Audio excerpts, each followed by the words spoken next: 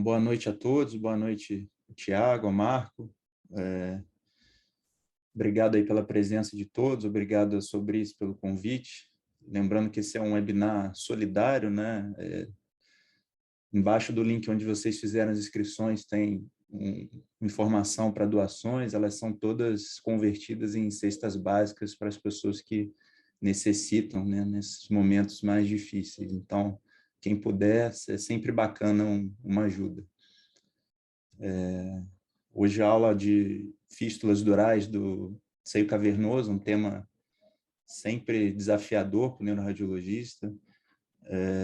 O Marco Túlio vai ministrar essa aula, acho que melhor pessoa não há para isso, uma grande experiência. E a hora que quiser começar, Tiago quiser introduzir também. Boa noite a todo mundo. É um prazer aí ter o Marco Túlio falando aí de fístula arteriovenosa dural. É uma área que ele estuda bastante, está sempre se atualizando, né? Defendeu o doutorado recentemente. E a gente sempre discute aí casos aí no dia a dia. Especialmente aí fístula dural fratura cavernosa, em que ele tem essa aula aí que é bastante bacana aí. Ele vai compartilhar com a gente aspectos anatômicos e as estratégias de tratamento. Boa noite, Marco. Boa noite, João. Boa noite. Boa noite, Tiago. Boa noite, Rubens.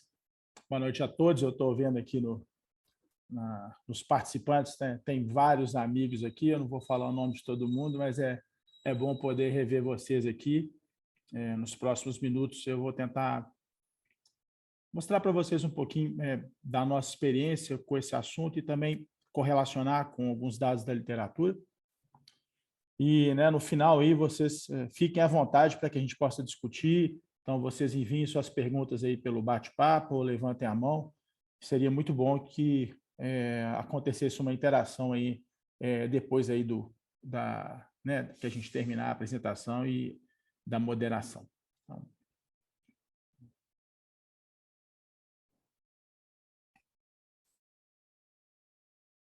Então, vocês estão conseguindo ver a minha tela? Está tudo ok? Sim. Só ver se eu consigo... Só um minuto, eu quero ver se eu diminuo aqui a minha janela.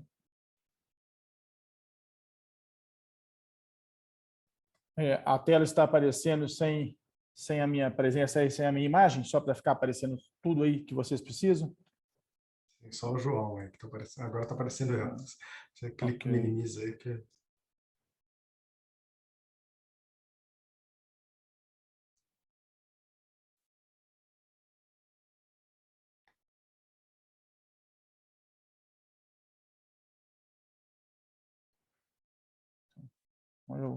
Eu mesmo retirei a minha imagem aqui, não está aparecendo mais nada, tá, Thiago? Tá ótimo. Ok. Então, e nem a minha imagem está aparecendo, ok? Só porque eu não posso ter nada que cubra aqui a minha apresentação. Não, está só a apresentação. Né? Ok. Então, desculpe aí pelo transtorno. Falando um pouco sobre fístula arteriovenosa dural do seio cavernoso, basicamente, toda a discussão que vai ser feita a partir de agora, ela vai envolver 4 tópicos que vão se sobrepor. O primeiro deles seria a importância do reconhecimento de aonde se localiza a conexão fistulosa, então o ponto de fístula. Segunda questão seria qual tipo de agente embólico utilizar e se existe algum benefício em relação à associação de mais de um agente para tratar essas lesões. Quais são as possíveis complicações do tratamento endovascular? E, por fim, e o mais importante, seriam quais acessos são viáveis para que nós possamos tratar essas lesões, quais os desafios que nós podemos encontrar e como resolver algum tipo de situação, dependendo aí da complexidade para que se aborde essas lesões. Então, a primeira situação que seria fundamental é que todos nós que todos nós possamos ter bem consolidada como um conceito é o que é uma fístula arteriovenosa dural do seio cavernoso. Então, essa é uma figura que mostra com muita clareza todo o trajeto do seio cavernoso, né, as estruturas que estão contidas dentro dele, as suas conexões venosas. E uma fístula arteriovenosa dural do seio cavernoso, ela nada mais é do que uma conexão anômala, então ela não existe, né, normalmente, entre o sistema arterial que supre a parede do seio cavernoso, e essa conexão anômala pode ser proveniente de ramos meníngeos que emergem da carótida interna, como vocês veem na figura, e ou de ramos meníngeos que emergem da carótida externa. E esse shunt, então, anômalo na parede do seio cavernoso acaba determinando, então, a presença de uma conexão arteriovenosa, que, é claro, pode acontecer em qualquer local do seio cavernoso. Aqui, por exemplo, a localização de um shunt e o compartimento envolvido por esse shunt. Então, o seio cavernoso ele possui várias trabéculas no seu interior, são essas linhas finas azuis que vocês estão vendo, e existe uma tendência para que as fístulas se localizem especificamente em um determinado compartimento. Aí esse compartimento ele é denominado na literatura como compartimento culpado ou o culprit chamber. E o objetivo de todo o nosso tratamento e a compreensão da fístula requer que nós possamos entender exatamente aonde se localiza essa conexão. Então, aqui um exemplo do compartimento acometido pela conexão fistulosa proveniente de ramos meníngeos da carótida interna e da carótida externa. E qual seria a melhor forma de se tratar essa lesão? Aqui, por exemplo, numa situação onde se navega um catéter pelo sistema venoso, ali no caso o bulbo da jugular, depois retrogradamente o cateterismo pelo seio petroso inferior até o interior desse compartimento, e o que seria desejado seria a oclusão especificamente desse compartimento, como vocês estão vendo aí, nesse caso por via venosa. Então esse é o objetivo do tratamento. Ocluir especificamente o ponto aonde acontece o shunt. O que nós sabemos sobre a localização do shunt? Primeiro, existem poucos relatos falando sobre isso. De qualquer maneira, os poucos relatos enfatizam que a grande maioria das conexões anômalas se situam posteriormente no seio cavernoso. Então, a primeira dica, a primeira pista para vocês aqui é a maior chance, talvez, de que nós possamos encontrar um shunt anômalo na parede do seio cavernoso seria na região mais posterior. Esse trabalho é muito interessante, é um trabalho do Gu, em que ele mostra quais são as localizações mais frequentes de conexão anômala no seio cavernoso, quer dizer, aonde é o ponto de fístula, baseado em duas projeções, na projeção lateral e na projeção frontal. Na projeção lateral, observem que ele divide o seio cavernoso em dois compartimentos, um compartimento antero-inferior e um compartimento póstero-superior. Já na projeção frontal, ele divide o seio cavernoso num compartimento medial e num compartimento lateral. Segundo o Gu, 80% das lesões na projeção lateral se localizam no compartimento póstero-superior. Já em relação à projeção frontal, a maior parte das conexões anômalas acontece na parede medial. Então, uma primeira lição aqui, que fica para todos nós, é que a grande maioria das fístulas arteriovenosas durais que se localizam no seio cavernoso, elas estão na região póstero-superior e no compartimento medial. 2/3 das lesões, aproximadamente, se localizam nesse ponto. Esse é um dado importante porque essa região é considerada um compartimento mais seguro para toda a nossa navegabilidade e implante de materiais com o intuito de se ocluir a fístula, porque ali não passam os nervos cranianos. Então, por essa razão, é que, na grande maioria dos casos, nós não temos complicações relacionadas aí à compressão exercida pelo material que nós utilizamos para ocluir essas fístulas, sobretudo por via venosa. Então, aqui um exemplo. Servem aqui no perfil, né, a projeção lateral, aonde se localiza o compartimento póstero superior e exatamente é o ponto fistuloso. Ali estava o shunt. Nesse mesmo paciente, uma injeção seletiva da carótida externa, mostrando que a fístula, a conexão anômala, se localizava exatamente também no compartimento medial. Então, a fístula no compartimento posterior e medial, vocês inclusive vê o desenho ali da sombra da carótida, que seria a imagem negativa ali. Então, esse paciente foi tratado por via venosa, né? Vocês estão vendo o seio petroso inferior ali, e a oclusão envolveu exatamente, né, esses compartimentos. Então, na região posterior, vocês observem que na projeção lateral, vocês observam que o compartimento posterior foi totalmente ocluído, e na projeção frontal, observem o desenho do material embólico, aqui no caso ônix e cóios, sobretudo preenchendo o compartimento medial. Tá? Falando um pouco sobre os agentes embólicos,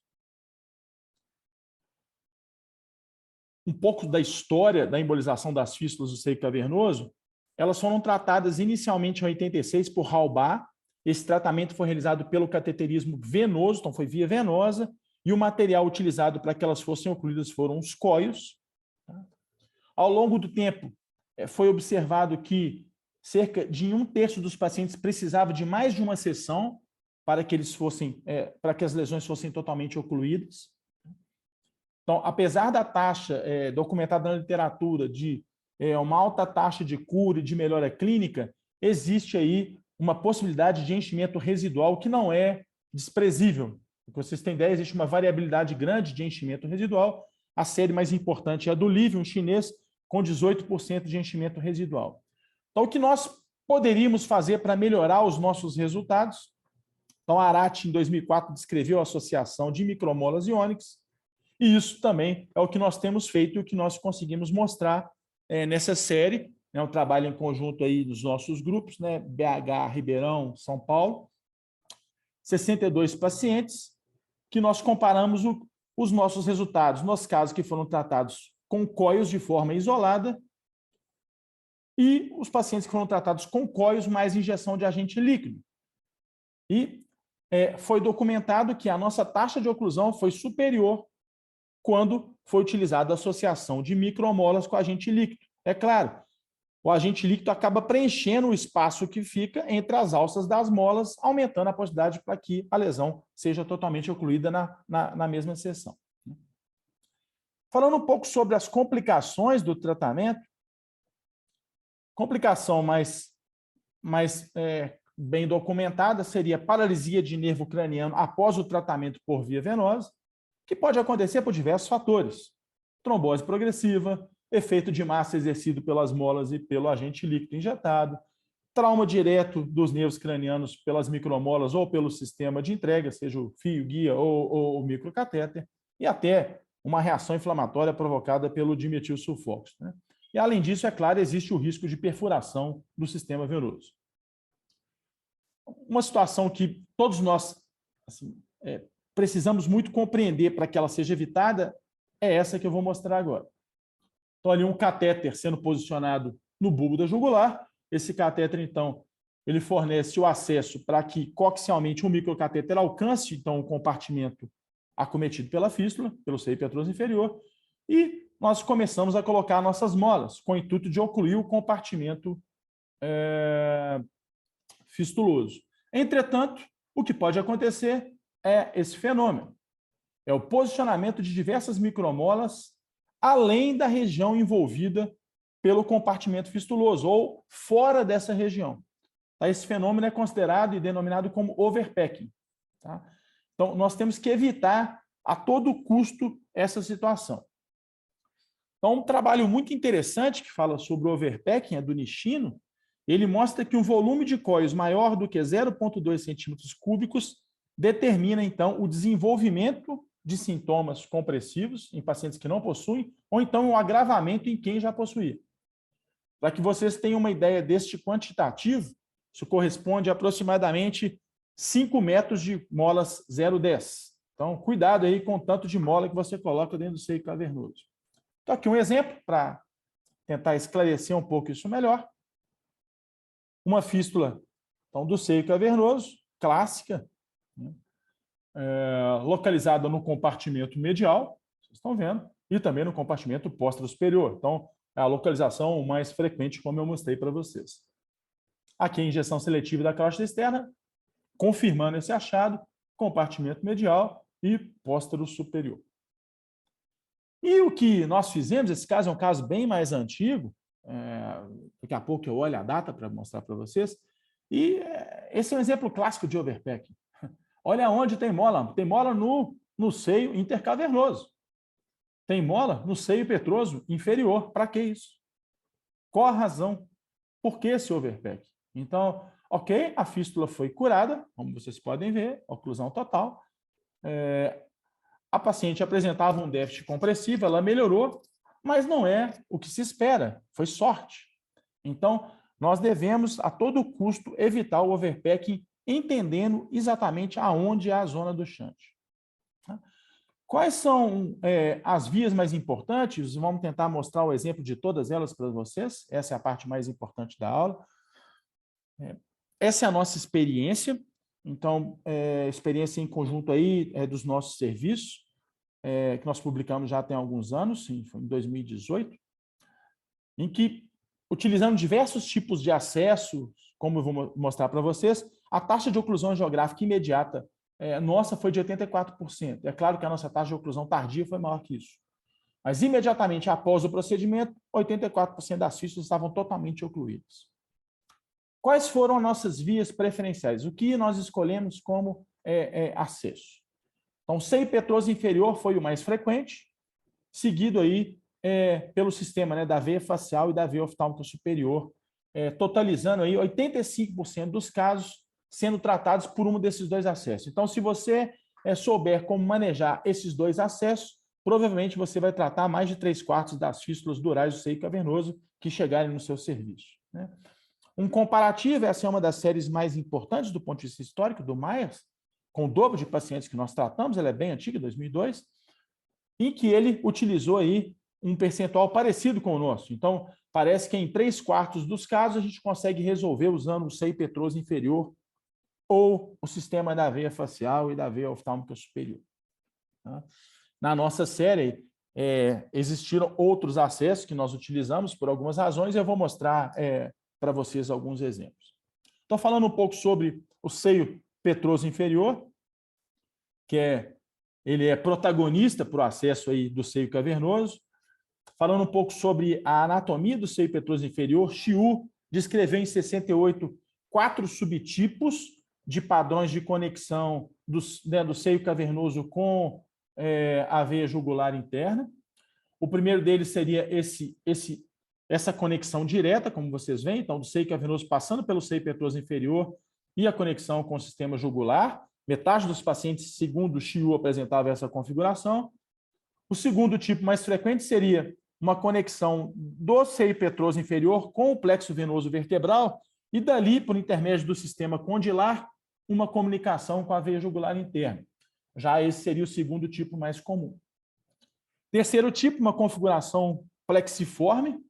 E o último tipo, a ausência de comunicação do seio petroso inferior com a veia jugular interna. Então, o Chiu já identificou que poderia acontecer algumas situações de dificuldade durante o nosso tratamento.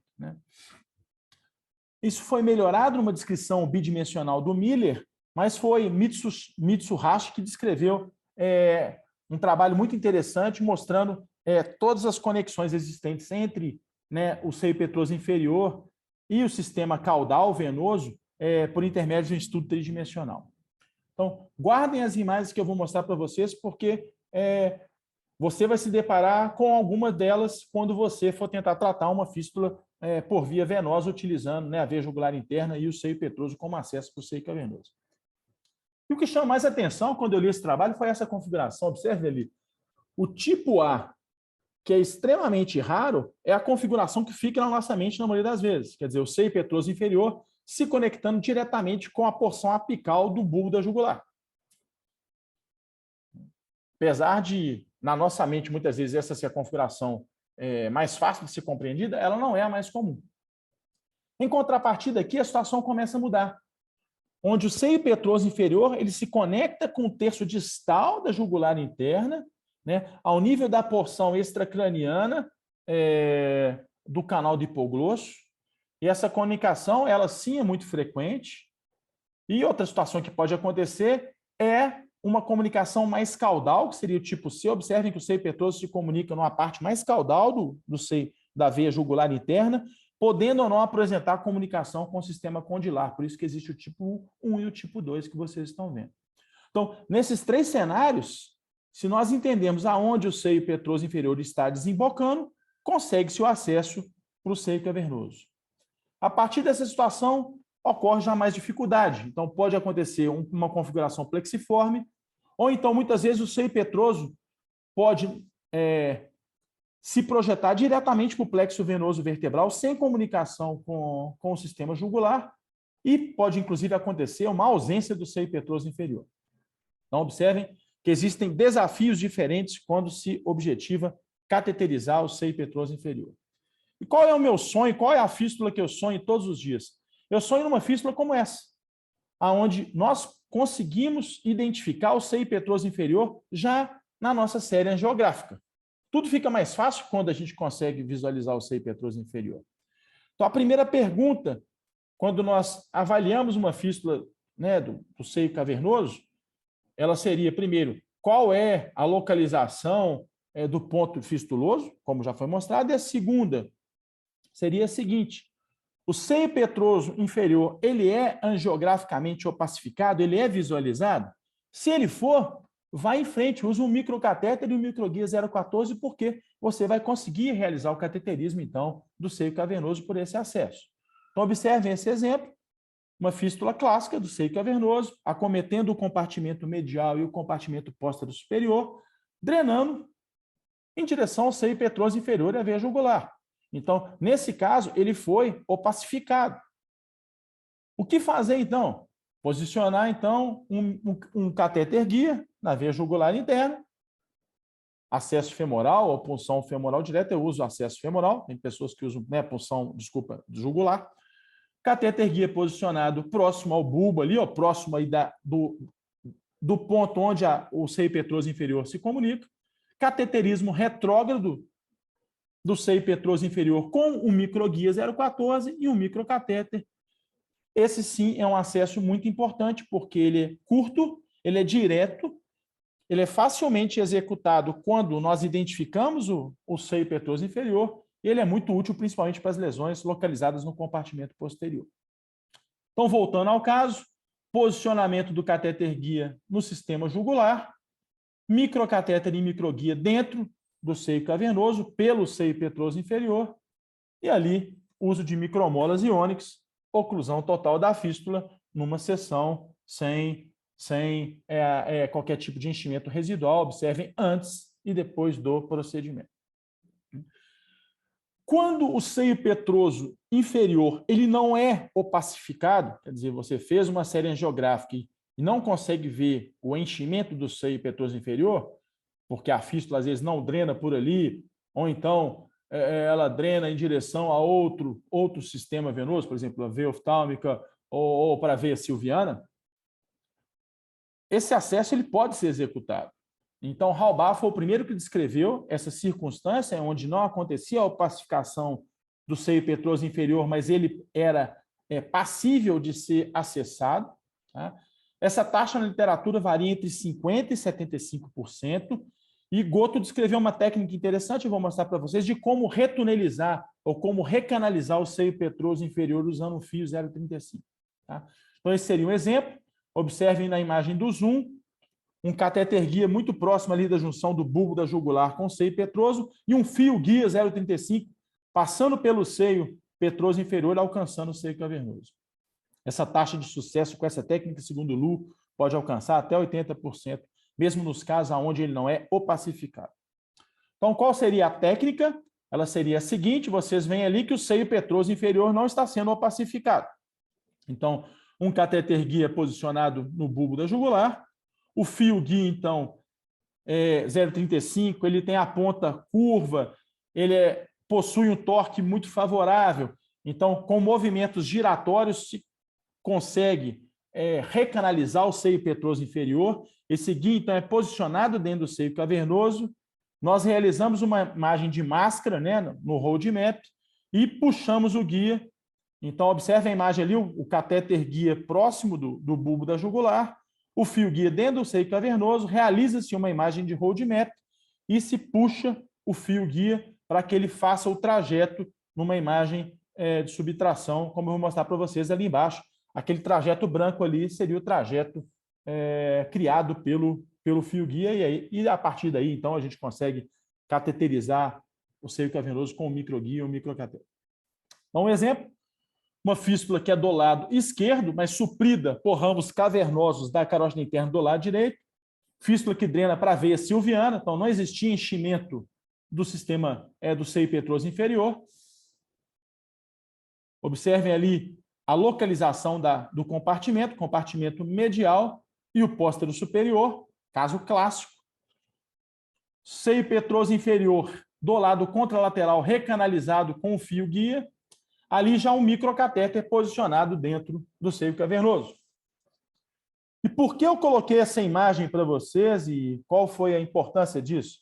Primeiro, foi para que vocês entendam e não se empolguem quando vocês possam entrar dentro do seio cavernoso. Ok, agora eu entrei dentro do seio cavernoso e a minha situação está resolvida. Ela não está resolvida. Observem que a injeção superseletiva do microcatéter apresentou todo o enchimento do seio cavernoso do lado esquerdo, até a configuração anômala ali do seio petroso, né? Entretanto, a gente não conseguiu enxergar o compartimento fistuloso. Nós não vimos, por exemplo, o enchimento da veia silviana. Então, nesse caso, esse microcatéter está posicionado fora do compartimento fistuloso. Se nós tentarmos tratar essa fístula por aí, existe a chance ou de um overpacking ou de uma oclusão subtotal ou até nenhuma oclusão. Então, esse foi o cenário que eu mostrei para vocês. O microcatéter, ele se localizou no compartimento fora do compartimento envolvido pela fístula. Então, quando foi realizada uma injeção seletiva, não houve enchimento da fístula. Houve enchimento do restante do seio cavernoso. Então, o que fazer nesses casos? Com certeza, reposicione o seu microcatéter para que ele alcance o compartimento fistuloso e é feita uma confirmação, então, com uma série superseletiva. E a imagem que nós queremos ver é essa. O enchimento do compartimento fistuloso e da veia silviana, como vocês vão ver agora. Agora sim o microcatéter posicionado no compartimento fistuloso. Esse foi o nosso alvo. E a injeção superseletiva confirmando o posicionamento do microcatéter no compartimento fistuloso. Agora sim, ela deve ser tratada e nós vamos evitar o overpacking fazendo um tratamento muito elegante. Então, vocês veem ali a imagem do microcatéter em injeção seletiva confirmando, né, o ponto ideal, e ali com poucas micromolas, a oclusão total da fístula quando nós alcançamos o compartimento adequado. Mais um exemplo aqui, uma fístula diferente, porque essa fístula envolve, inclusive, uma drenagem venosa leptomeníngea pelo sistema basal, o que não é muito comum. Então, ela ali localizada no compartimento medial e no compartimento posterior. Existem 3 padrões de drenagem basais para as fístulas do seio cavernoso. Esse caso seria um padrão superolateral, tá? Como vocês podem ver ali. E durante o cateterismo do seio petroso inferior, observem essa imagem. Extravasamento de contraste mostrando que houve uma perfuração, uma hemorragia. Então, além das complicações decorrentes do acometimento dos nervos cranianos, outra complicação possível do acesso venoso é sangramento. Então, ali uma situação bombástica, né? Basicamente, esses sangramentos podem acontecer por 2 mecanismos, ou devido ao aumento da pressão no sistema venoso durante a injeção do contraste. Então, tenha bastante cuidado e faça injeções que não sejam muito fortes. E segundo, claro, perfuração pelo microguia ou pelo microcatéter. Existem basicamente 3 tipos de sangramento nesse contexto de perfuração do seio petroso inferior. Podem acontecer tanto no parênquima cerebelar como no espaço extradural e até no espaço subaracnoide. A evolução da maioria dos casos ela não é insatisfatória, mas existem várias formas de manejo, inclusive alguns casos conservadores na literatura, mas no nosso caso jamais, a gente pensou em ser conservador aqui, então nós injetamos cola para ocluir o seio petroso, tentamos ir pelo outro lado, vocês estão vendo a imagem, não foi satisfatório, e aqui, uma situação excepcional, usamos acesso arterial para a oclusão da fístula. Então, esse é um dos poucos casos da nossa série em que foi usado o acesso arterial, com oclusão satisfatória, sem déficit de nervo craniano. A injeção foi bem seletiva, mas é claro que existe risco ali em função do acometimento do suprimento do vasa nervorum, do vasa vasórum dos nervos cranianos. Né? Então, antes e depois aqui, um caso excepcional tratado por via arterial, após uma perfuração venosa. Então, concluindo sobre o seio petroso inferior, que é o principal ator nesse tipo de tratamento, essas configurações são favoráveis para o cateterismo do seio petroso inferior, elas correspondem a cerca de 70%, tá? E na nossa experiência, observem, 65% dos casos foram tratados pelo cateterismo do seio petroso inferior. Então, esse continua sendo um acesso mais comum e o que nós temos que saber manejar melhor. Né? Mas existem situações que, por limitações anatômicas, como Shiu mostrou e Mitsuhashi mostrou, aonde as conexões do seio petroso inferior com o sistema jugular são complexas ou são inexistentes, aonde o seio petroso inferior não pode ser utilizado como via de acesso. Então, isso chega aí até 1/4 dos casos. Então, como tentar resolver isso? Uma solução é o sistema facial veia oftálmica superior. O pilar para a compreensão disso é o entendimento da veia oftálmica superior, do trajeto da veia facial e da veia jugular interna. Então, esse é o pilar para que esse acesso seja feito como uma alternativa para o acesso do seio petroso inferior. Existem 2 pontos chaves nesse acesso. O primeiro deles seria a compreensão da conexão entre a veia facial e a veia oftálmica superior. Então, esse é o primeiro ponto. E o segundo ponto é a compreensão da conexão existente entre a veia facial e a veia jugular interna. Então, se nós conseguirmos superar esses 2 desafios e entender aonde acontecem as conexões, esse acesso vai ser factível. Então, primeiro falando um pouco especificamente da veia oftálmica superior, ela é formada por 2 raízes, uma raiz superior e uma raiz inferior. Essa raiz inferior é praticamente a continuação da veia facial, então a veia oftálmica superior é um prolongamento da veia oftálmica superior por intermédio da raiz inferior, tá? Que se origina da veia angular. Já o sistema superior, ele se conecta com o sistema frontal. Vou mostrar alguns casos para vocês vão entender a diferença. E, preferencialmente, eu tento sempre entrar pela raiz inferior. Eu vou mostrar para vocês o porquê, porque ela é praticamente uma comunicação direta da veia facial com a veia oftálmica superior.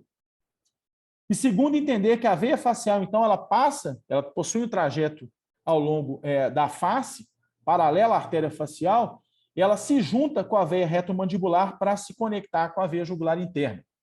Esse é outro dado fundamental. Se você não tiver esse conceito, você não vai conseguir tratar essa fístula utilizando esse acesso. Esse tipo de configuração ele é muito variável. Alguns autores falam que a grande maioria dos pacientes apresenta essa configuração, outros falam que nem tanto.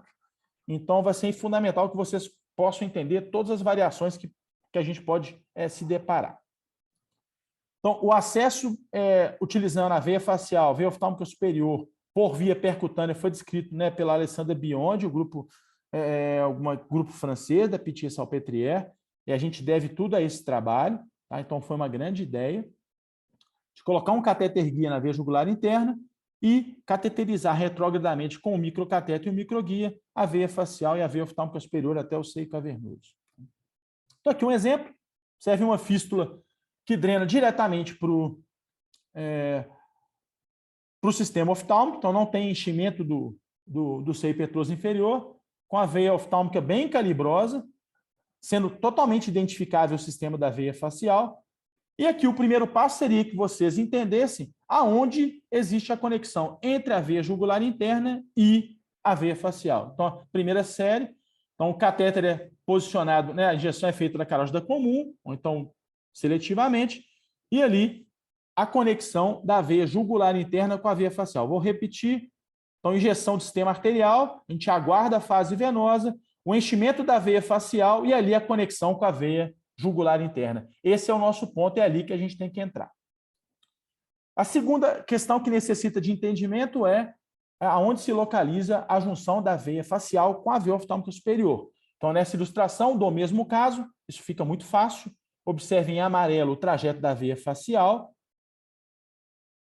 em vermelho o trajeto da veia oftálmica superior, em verde, né, a veia angular e a raiz inferior, e em rosa a raiz superior. Então, toda a anatomia ali bem delimitada.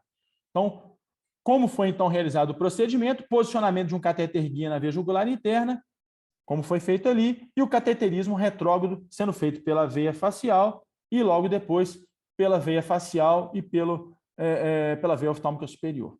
Tá? Essa foi a nossa estratégia. Então, na figura ao lado, observem que existe um catéter guia dentro da veia jugular interna. Esse catéter muitas vezes fica boiando dentro da veia jugular interna, ali já o microcatéter dentro da veia facial, e nesse caso eu coloquei um fio guia 0,35 junto com o catéter guia, como se fosse um fio amigo, para ajudar a fornecer suporte para que essa manobra fosse realizada. Então, muitas vezes o catéter guia fica boiando, flutuando na jugular interna e não é fácil cateterizar seletivamente a veia facial comum. E nesse momento, uma segunda etapa do procedimento, observe que o microguia ele se projeta para a raiz superior. Isso não é o ideal é que a gente entre na raiz inferior, como está sendo mostrado ali.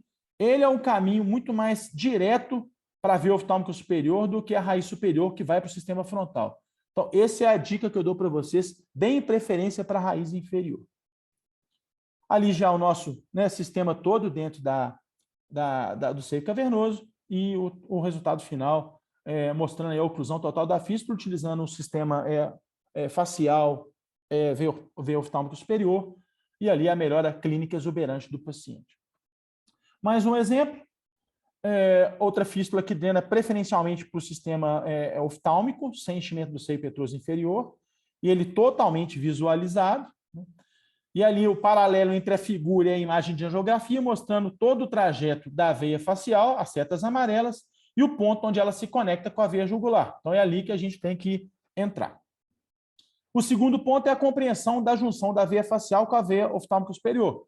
E, nesse caso, observem a variação. A única comunicação que existe ali é da raiz inferior com a veia oftálmica. A raiz superior ela continua com o sistema frontal sem se comunicar, com a veia oftálmica superior. Então, existem muitas variações e vocês têm que conhecer isso para saber qual o melhor caminho, né, a ser percorrido.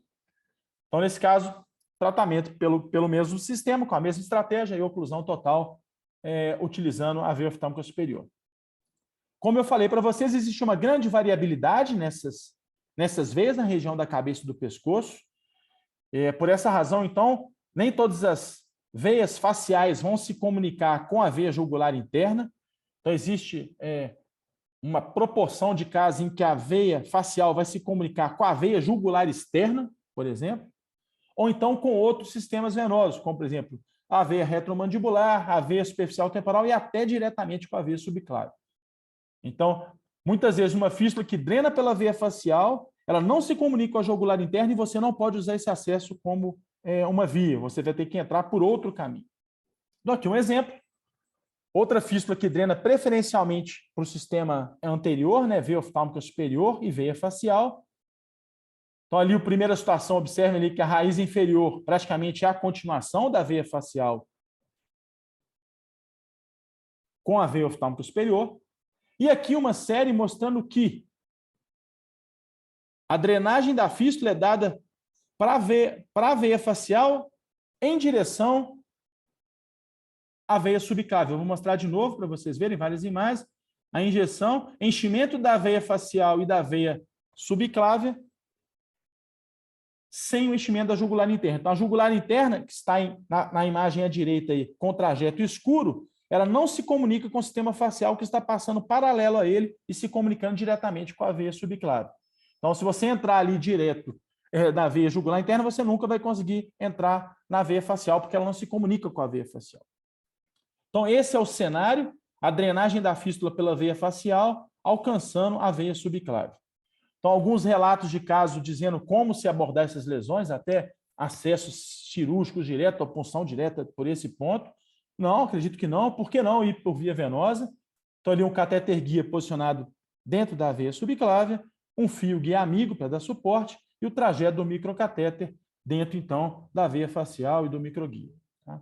Tratamento com algumas micromolas e a injeção subsequente de agente líquido, a oclusão total da lesão.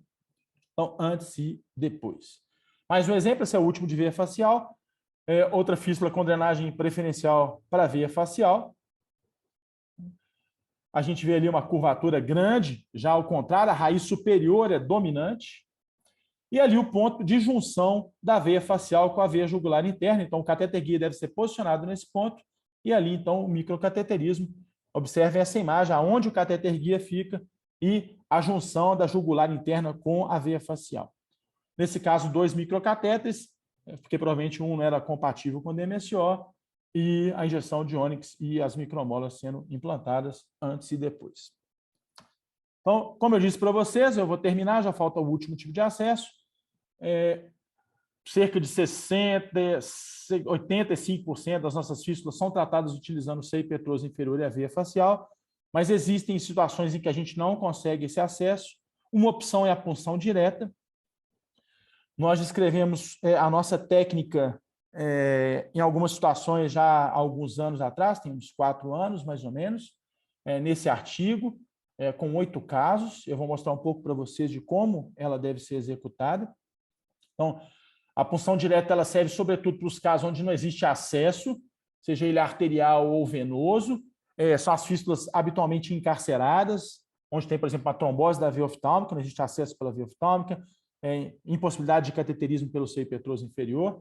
Como nesse exemplo, existe uma fístula encarcerada ali. Esse é a fístula, ela não tem via de escape, enche aquilo ali, ela não tem lugar para escapulir.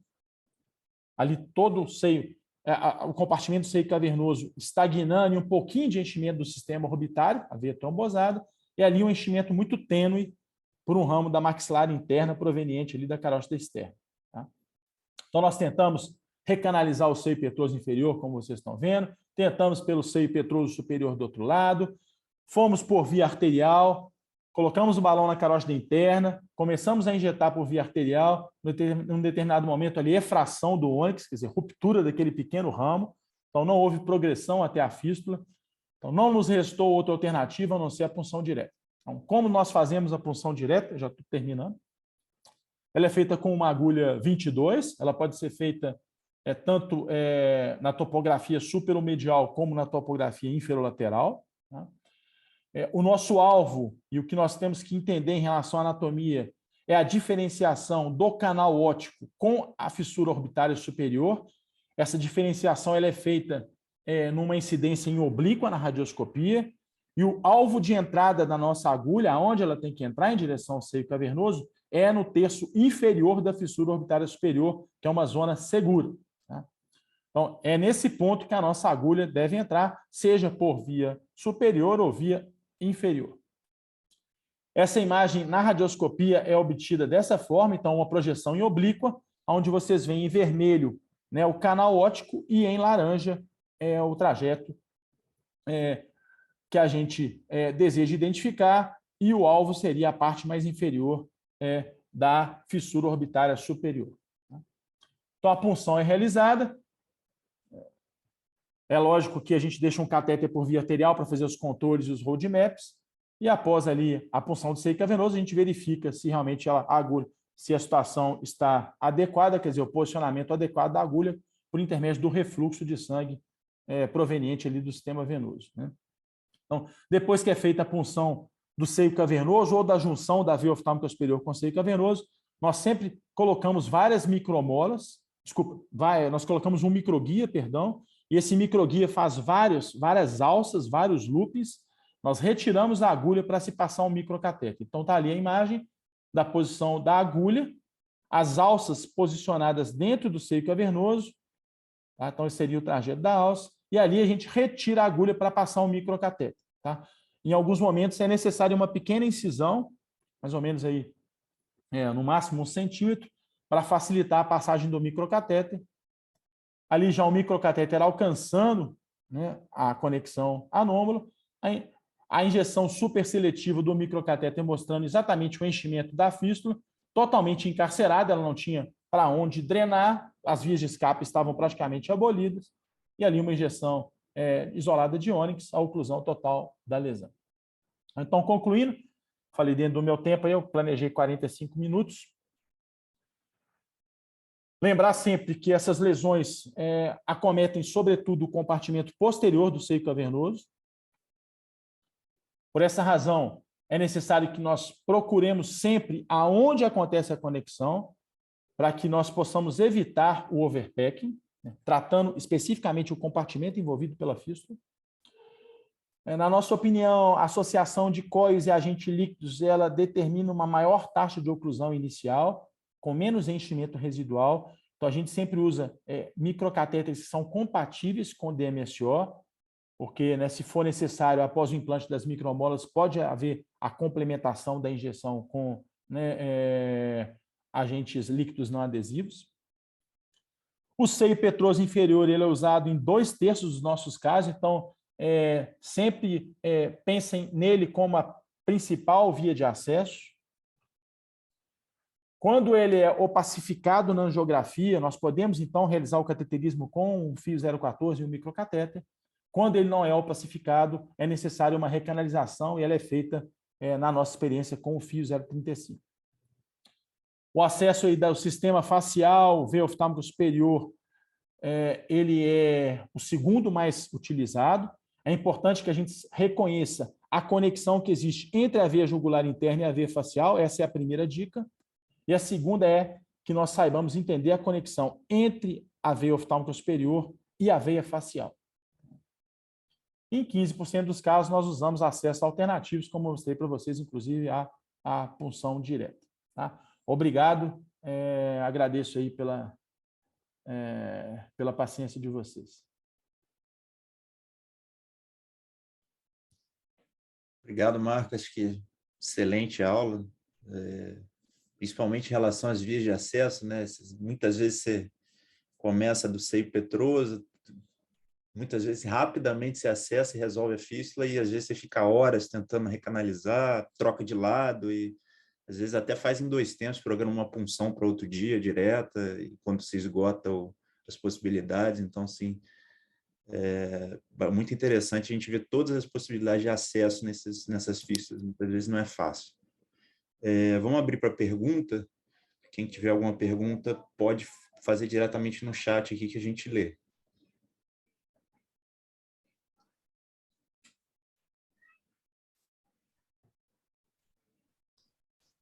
Parabéns, Marco. Muito bonita a sua aula. Sempre um prazer ver você falando de fístula dural.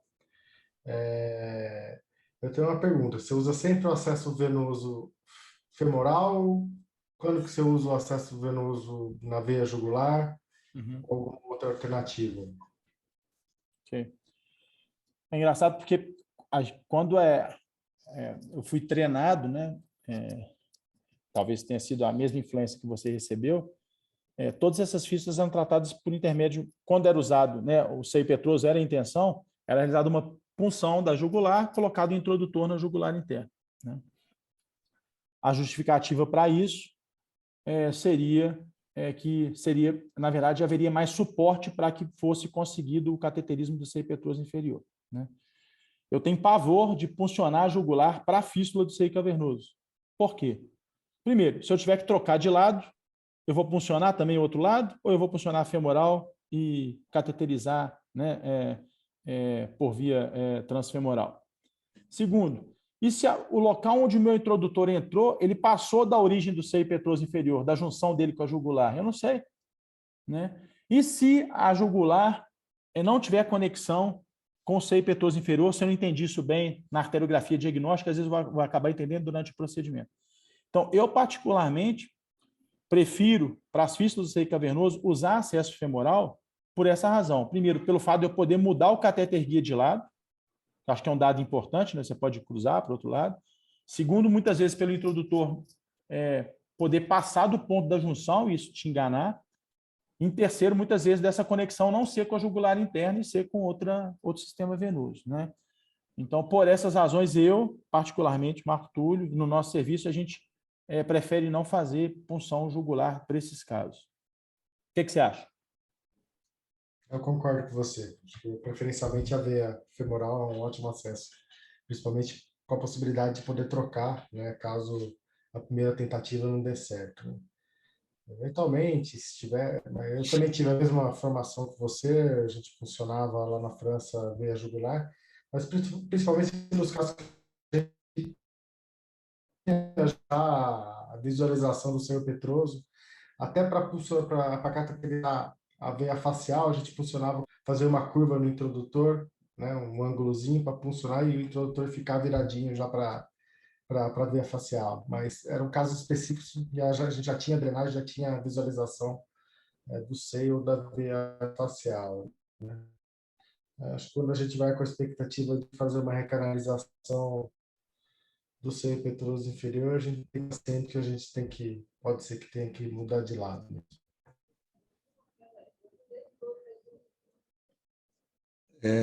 Tem uma pergunta até relativamente simples, mas é que nos casos de punção direta eu vi que você mostrou duas fotos, uma com o microcatéter direto depois da troca da agulha diretamente por ele, e um outro você colocou um gelco. O gelco protocolarmente você coloca ou só quando tem alguma dificuldade de progredir o micro? Para mim, a parte mais difícil da punção direta não é a punção direta. Depois que a gente conseguiu colocar um fio dentro do seio cavernoso, como fazer com que o microcatéter passe pela pele, pela gordura da órbita, sem que ele, eu vou usar um termo, sem que ele barrigue, sem que ele dobre do lado de fora do paciente, e aí a gente muitas vezes não consegue progredir. Então, o que a gente sempre faz? A gente punciona, depois que punciona, passa no sistema um gelco sobre o microcatéter, né? Então, para não ter, imagina ter que tirar depois todo o microcatéter, né? E se porventura, quando a gente avançar um microcatéter, ele não progredir, porque isso pode acontecer, né? A gente faz aquela pequena incisão, divulsiona com uma pinça, né? E se ele não progride, uma das tentativas é tentar avançar um gelco para que ele dê um pouco de suporte e ali a gente avança o microcatéter depois. Então, não tem regra. Mas não dá para colocar um microcatéter sem o gelco, porque depois você não vai conseguir, vai ter que tirar tudo e colocar de novo. Então, a dica é colocar desde o início, porque se porventura não houver sucesso em relação ao suporte, você pode utilizar o gel como um adicional de suporte para essas situações. Mas a gente já fez das duas formas, né? Agora, se o fio guia ele não fizer alguns loopings dentro do seio cavernoso, não vai ter suporte. Na hora que você empurrar um microcatéter, ele não vai conseguir ultrapassar pela gordura da órbita e chegar no seio cavernoso. Então, esse é um ponto crucial da técnica, que a gente, nesse caso, isso foi um dado técnico que a gente escreveu, diferente do resto do pessoal, porque o pessoal muitas vezes fazia punção direta e já injetava o agente líquido do ponto da punção, né? Ou então, de alguma forma, puncionava direto e colocava um introdutor, né? Tem gente que coloca um introdutor, assim, que eu acho muito agressivo aí para a órbita, né? Sim, então, essa é a dica técnica que eu dou. Assim. Marco, temos duas perguntas aqui dos participantes, Marco. Primeira do Luciano, ele pergunta, quando a gente vai colocando os espirais metálicos, vou simplificar a pergunta, você já vai colocando os espirais dentro do seu cavernoso com o microcatéter, esse microcatéter vai sendo jogado para fora. Ele pergunta se a injeção do agente embolizante líquido deve ser feito distalmente, o que deve ser feito? O Luciano tem muita experiência, né? Ele até aqui, deixa eu ver, o artigo da punção direta, metade dos casos foi de serviço dele, então ele sabe, mas especificamente isso é importante porque se você estiver dentro do seio cavernoso com um catéter que não é compatível, por exemplo, com a DMSO, começou a colocar mola, aquela fístula não fecha, e o seu catéter saiu para um ponto aonde provavelmente você não vai conseguir colocar mais mola, não continue. Eu prefiro vá lá, injeto cola e fecho a fístula. Porque a grande cilada, né, isso é extrapolado para um catéter com DMSO, utilizar um catéter só, você vai colocando mola, de repente ele começa a despencar para dentro do seio petroso inferior, você não volta e a sua fístula não fechou. Então, hoje, em função da gente saber qual é o comportamento do agente líquido não adesivo, do exemplo do Onyx, por exemplo, o que é feito? A gente coloca as micromolas, fazemos um controle, se aquela fístula não fechou, Se aquele catéter não tiver numa posição de estabilidade, que a gente sabe que pode continuar colocando mola, eu prefiro complementar injetando agente líquido, porque eu sei que eu vou curar a fístula. Né? Então, a grande cilada, o que acontece às vezes é você começar a colocar mola. Isso pode acontecer também no sistema com a veia oftálmica. Né? Você entra pela veia oftálmica, começa a colocar a mola ali, de repente sua mola já está fechando a junção da veia oftálmica com o conceito cavernoso e a fístula continua a encher. Né? Então, eu acho que é muito do julgamento durante as angiografias de controle, mas se por acaso sua fístula não estiver fechada e o seu cateter estiver saindo da posição, indo para um ponto onde talvez você, colocando mais mola, ela não vai fechar, é melhor injetar agente líquido, na minha opinião. Não sei se é isso que o Luciano queria saber. Ele queria saber se usou, na casuística, se usou 1 ou 2 microcatéteres, um para colocar a espiral e um segundo para colocar a mola por conta disso, de microcatéteres ser jogaram para fora. A gente só usou 2, foi muito pouco isso, usou 2 quando não tinha catéter compatível com o DMSO, não tinha, entendeu? Aí, mas rapidamente migrou, a gente começou a ter isso disponível, então acabou. Então, mas acho que se o catéter tivesse sido jogado longe, o ideal é reposicionar ele no interior das molas, né? Claro. Para fazer a injeção, né? Senão, se você injetar distal, você vai ter muito refluxo até você chegar no ponto fistuloso. Tem mais uma pergunta do Lucas Cabral. Ele pergunta, e para as fístulas de baixo fluxo, nutrida pelos ramos da carótida interna, o tronco meningohipofisário e o inferior-lateral, se não tem acesso venoso e o acesso arterial é praticamente impossível, qual que é o uso se tem papel para o diversor de fluxo nesses casos? Uhum. Aí, beleza? Lucas, boa noite. Lucas é grande amigo, né, Lucas? Lucas, tem descrição na literatura do uso de flow diverter para o tratamento de fístula, assim, nesse contexto, sim. Fístula pequena, sintomática, baixo fluxo, se existe inacessibilidade, uma alternativa é a compressão da carótida, né? Que a gente não pode esquecer que ela pode ser eficaz em muitos pacientes, né? Bem menos mórbida do que, às vezes, o implante de um flow diverter para uma patologia que, se a fístula, mesmo sendo sintomática, se ela não tiver um refluxo venoso cortical, tirando a questão visual, o restante é mais tranquilo, né?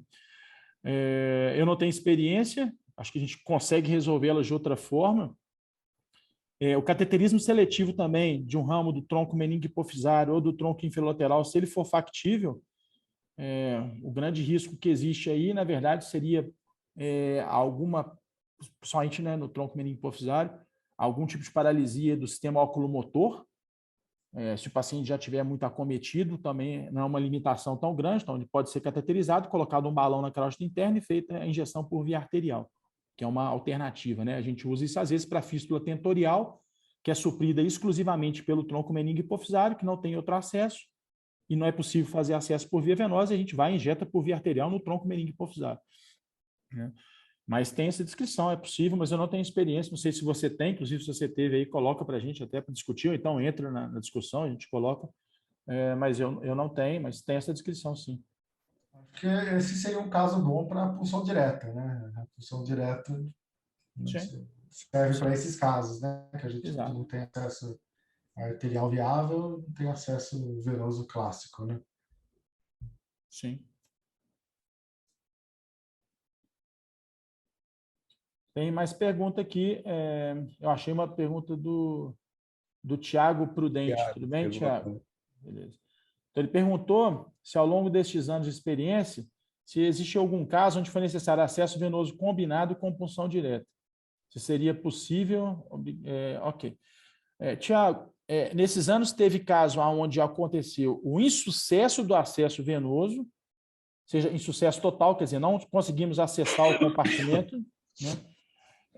E então foi necessário outro acesso, que seria, por exemplo, a punção direta para a oclusão total, ou então insucesso onde aconteceu oclusão subtotal e complementação com a punção direta. Mas nunca foi feito no mesmo ato, como intenção primária. Esse caso a gente vai tratar usando um acesso venoso e uma punção direta combinadas, entendeu? Então, a punção direta já serviu de resgate para um acesso venoso que não foi possível de ser realizado ou que não foi suficiente para ocluir a fístula.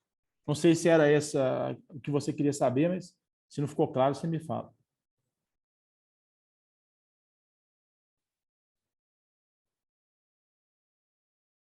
Ok, ele falou que está ok. Valeu, Tiago.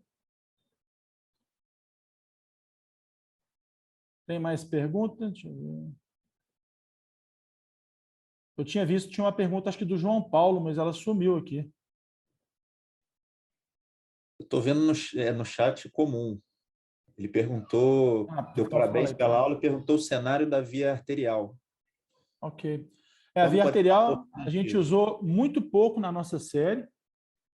Você viu ali uma situação onde a gente tinha uma fístula que ela drenava para o sistema uncal, drenava para a veia uncal, né? E tinha refluxo cortical, e que a gente tentou ir pelo Sei Petrus e explodiu o Sei Petrus exatamente porque estava tudo ali, todas as vias de drenagem estavam provavelmente pela trombose mesmo, né? Associada à fístula, a gente não conseguiu entrar, até perfurou o Sei Petrus e teve que ir por via arterial. Diferente das outras fístulas, onde existe uma tendência hoje para que elas sejam tratadas preferencialmente por via arterial, então, fístula da fossa anterior, pode ser venoso arterial, mas a gente faz por via arterial.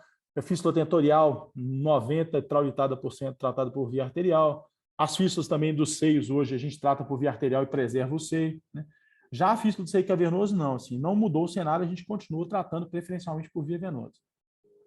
Eu acho que numa situação em que existe ausência de acesso venoso, você tentou, não conseguiu, existe um acesso arterial, e no seu julgamento, aquele acesso arterial, ele não existe tanto risco de ter né, principalmente no caso da meninge média, né, seria paralisia facial, então alguma alteração trigeminal, não vejo problema de usar, já que não existe outra alternativa. Imagina, um paciente com refluxo venoso cortical numa situação dessa, né?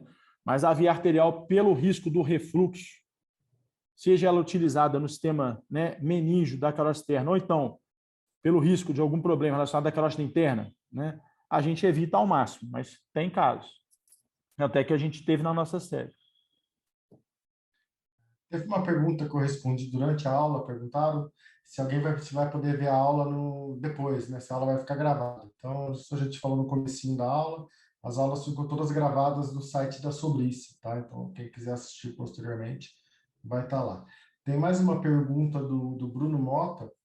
Ele pergunta se acha que o catéter de duplo lumen, de baixo perfil, tipo o Scepter Mini, se ele vai aumentar a quantidade de acesso arterial para os casos mais difíceis de acesso venoso, né? Para as pessoas carótido-cavernosas. Bruno também, esse virou um chat de amigos, né? Beleza, Bruno? Boa noite. Bruno é nota 1000. Assim, o grande problema que eu acho, Bruno, é porque, diferente, por exemplo, das fístulas de outras topografias, onde o suprimento arterial ele fica calibroso, ele permite a navegação, então, de um balão de duplo lume, mesmo sendo, né, um Scepter Mini, as fístulas do seio cavernoso, normalmente o suprimento arterial ele é muito fino, ele é tortuoso, então a navegabilidade por si só ela é ruim, né?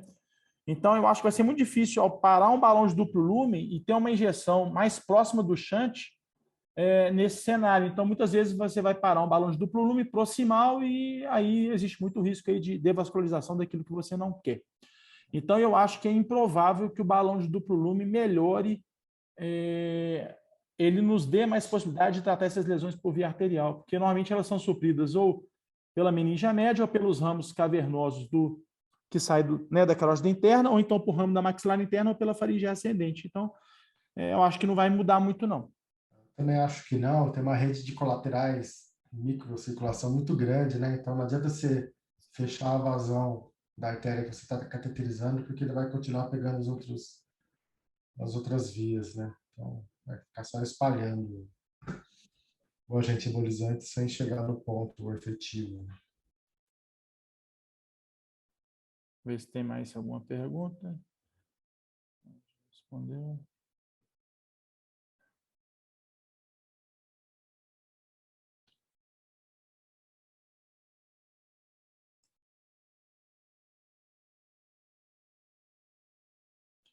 No passado, já aproveitando, então, já que a gente tem tempo, e fazer um comentário histórico, que é muito interessante. Antigamente, quando existia muita dificuldade até, né, para a execução do acesso venoso, porque até pela limitação dos materiais e como era o início da técnica, uma situação que era muito utilizada era a injeção de partícula na maxilar interna, né, para devascularizar a região, principalmente a mucosa nasal, parece que existe um balanço da circulação naquela região, e isso poderia aumentar a chance da oclusão das fístulas. Então, eu peguei essa época ainda, quando eu cheguei na fundação, ainda tinha alguns casos, quando eu fui rever os que tinham sido feitos há alguns anos atrás, e existia essa estratégia. Então, assim, eles acabaram aprendendo também essa situação, que eu acho que é interessante, né? E lembrem sempre, gente, a compressão da carocha também resolve muitas coisas, né? Então, dependendo aí do cenário, é uma situação que não pode ser negligenciada, não. Beleza. O Bruno Parente está perguntando qual agente líquido você utiliza, Cola ou Onyx, preferencialmente? Beleza, Bruno, meu amigão. Bruno, a gente prefere Onyx, na verdade, agente líquido não adesivo, pelos motivos óbvios que você conhece, né? Melhor controle da progressão, mas eu não vejo nenhum prejuízo em relação à cola numa circunstância onde existe limitação para o uso, seja econômico ou de outra natureza. Mas na nossa série a gente mostrou, foi agente líquido, que tinha alguns casos de cola, mas a grande maioria que a gente usou foi Onyx. Então, inclusive, a conclusão não foi de que Onyx era melhor, Onyx e mola era melhor do que mola. A conclusão foi que agente líquido mais mola era melhor do que só mola. Mas eu prefiro agente líquido no adesivo pela previsibilidade do comportamento dele, né? Tem alguns relatos de abertura de anastomose até para a carótida interna e migração de fragmento para cerebral médio. Então, acho que com o Onyx você consegue entender melhor a progressão da gente e talvez evitar essa complicação desastrosa. A gente nunca teve, mas tem esse relato, né? A cola, às vezes, uma injeção rápida de uma vez, né, vai embora e... Então, até pelo refluxo também, eu prefiro usar Onyx, se for possível.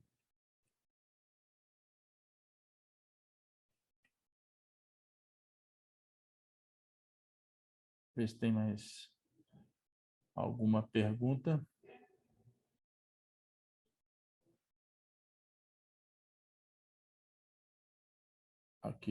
Aqui o... Pois é, o Lucas colocou ele fez uma colocação aqui, ele diz que ele tem a impressão de que a cola causa mais cefaleia que o Onyx. Pode ser, às vezes até pela polimerização dela, o calor que pode ser produzido, não tenho ideia, né? Talvez aí inflamação, né? Sim. Mas eu acho que assim, é muito mais fácil injetar um Onyx dentro de um seio cavernoso, onde você tem plena segurança em relação ao refluxo, plena segurança em relação à progressão anterógrada do agente, é muito seguro, né? Então, é muito fácil quando existe um agente que existe a previsão do comportamento dele. Então, eu acho que agente líquido não adesivo deve ser usado preferencialmente, se for possível, né?